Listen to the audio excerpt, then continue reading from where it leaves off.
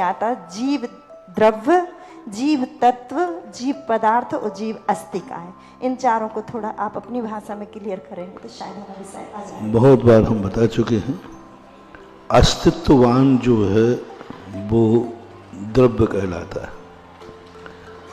जो अस्तित्ववान है, अस्थि गुण से जिसका त्रिकाली स्थान है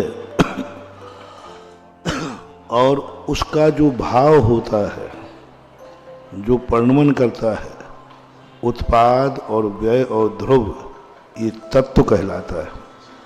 द्रव्य जब उत्पाद व्यय ध्रुव रूप परिणमन करता है वो तत्व कहलाता है।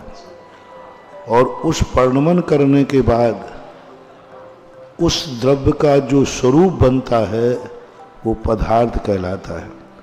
जैसे ये डिब्बी है तो अब ये पुद्गल है द्रव्य, अब इसका भाव ने ये आकार धारण किया, तो ये आकार जो धारण किया ये हुआ तत्व। अब पर्याय रूप भी ले सकते हैं कि पर्याय में परिणमन करता है। हाँ, पर्याय रूप जो परिणमन है वही तत्व है। जी जी। द्रव्य जब पर्याय रूप परिणमन करता है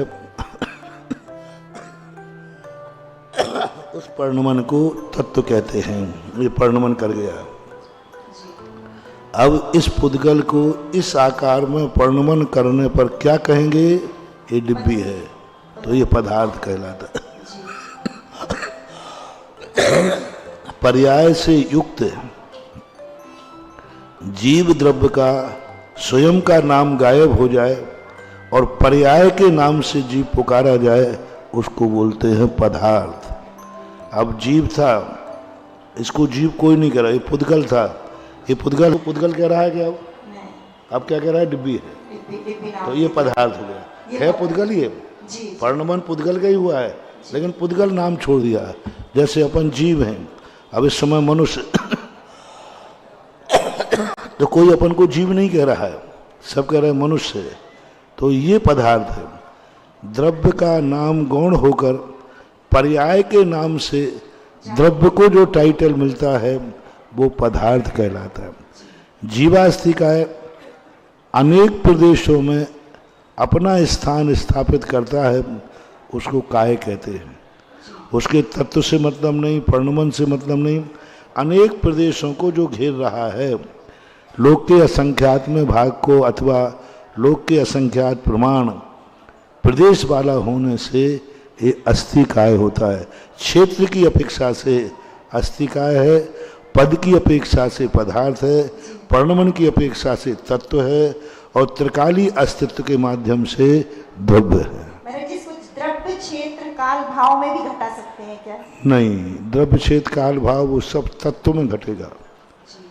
तत्व में द्रव्य का अर्थ होता है हमारी पर्याय की योग्यता क्या है, पंचम काल में मुनि की क्या योग्यता है, क्या शक्ति है, वो द्रव्य क्षेत्र काल भाव अलग है। उससे द्रव्य से भी मतलब नहीं, तत्व से मतलब नहीं, पदार्थ से मतलब नहीं, अस्तिकाय से मतलब नहीं, वो है द्रव्य। हमारी इस समय द्रव्य यानी वर्तमान में जो कार्य करने वाला है, क्या उस कार्य करने की योग्यता है? जिसमें कार्य होने वाला है क्या उसकी योग्यता है? वो किस क्षेत्र में है? वही कार्य एक क्षेत्र में होता है, दूसरे में नहीं होगा। इसी प्रकार काल, कोई कार्य ऐसा है जो उसी काल में होगा, अन्य काल में नहीं होगा। किसान उसी काल में बीज बोएगा तो फलेगा, अन्य काल में बोएगा तो नहीं फलेगा। भाव, किसी भाव में कोई कार्य होता है, अन्य भावों में कोई कार्य नहीं होता। मनुष्य भाव में ही मुनिपना होता है। भाव, कुछ परिणाम ऐसे हैं जिनमें भावों की स्थिति में अलग अलग कार्य होता है, तो वहाँ पर जो गाएगा भाव में तो तत्व घटा देंगे, लेकिन द्रव्य क्षेत्र काल और भाव में तत्व न घट के एक कार्य करने की योग्यता की विशेषता है। ऐसा